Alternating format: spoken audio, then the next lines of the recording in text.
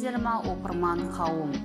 Қазақстанда республикалық бір ел бір кітап акциясы Қазақстан Республикасының Мәдениет министрлігінің қолдауымен Қазақстан Республикасы Кітапханашылар ассоциациясы бастамасымен 2007 жылдан бастап өткізіліп келеді.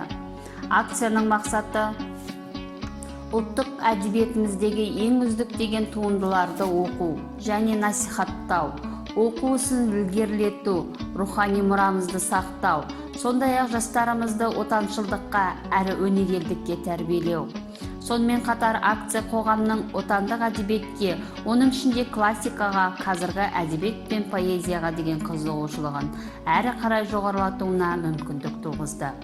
2020 жыл бір ел бір кітап акциясы шеңберінде жыл кітабы болып таңдалған Әнуар Әлімжановтың «Ұстаздың оралуы» шығармасы. Ол «Отырардың күйреуі», «Ұстаздың оралуы», «Махаббаттың жебесі» атты кітаптармен оқырмандарға жақсы таныс. Ол ешкімге бас ұрмай өтті, тек әділдікке, ақиқатқа табынып өтті. Оның жазушылық, азаматтық позициясы да осы принциптерден өріліп шықты. Ол тек қаламгер ғана емес, ол сондай-ақ саяси қайраткер. Әнуар Әлімжанов 1930 жылы Талдықорған облысы Сарқан ауданы Қарлығаш ауылында дүниеге келген. Жастайынан ата-анасынан ерте айырылған ол әдебиетті жанына серік етіп, шағын шығармалар жазу арқылы өзін шыңдады. Қиялдағы мөлдір әлем оны есейе келе қаламгер етті. Орта мектепті бітіргеннен кейін Лепсі педагогика училищесінде білім алып, кейіннен 1954 жылы Қазақ ұлттық университетінің журналистика факультетін тәмамдайды.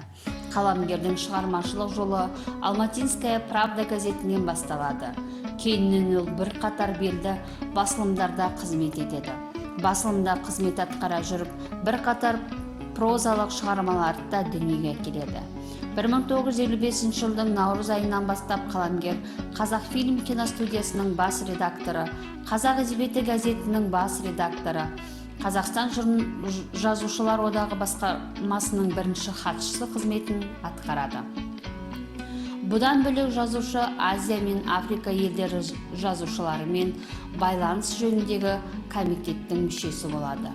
Осындай қызметтерде жүріп, Әнуар Әлімжанов әр алуан тақырыпта қалам тербетеді. Әнуар Әлімжановтың «Ұстаздың оралуы» атты еңбегі орта ғасырлардағы Орта Азия мен Таяу Шығыс қалаларында көрсетеді. Кітап Әл-Фарабидің өз үніндей мазмұнға ие.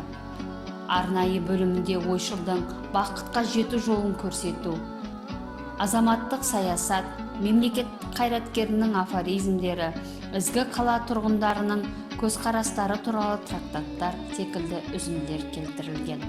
Сонымен қатар кітаптар энциклопедист ғалымның рухани келбетін ашатын, оның жұмысының қыр-сырын, Әл-Фарабидің прогрессивті әлеуметтік философиялық ойының дамудағы маңызы және оның әлемдік мәдениет тарихындағы орны туралы мақалалар келтірілген. Бір ел бір кітап акциясы ауқымды насихаттап келе жатқан кітапхана ұлы тұлғалардың ұлы шығармаларын оқырман назарына ұсынамыз.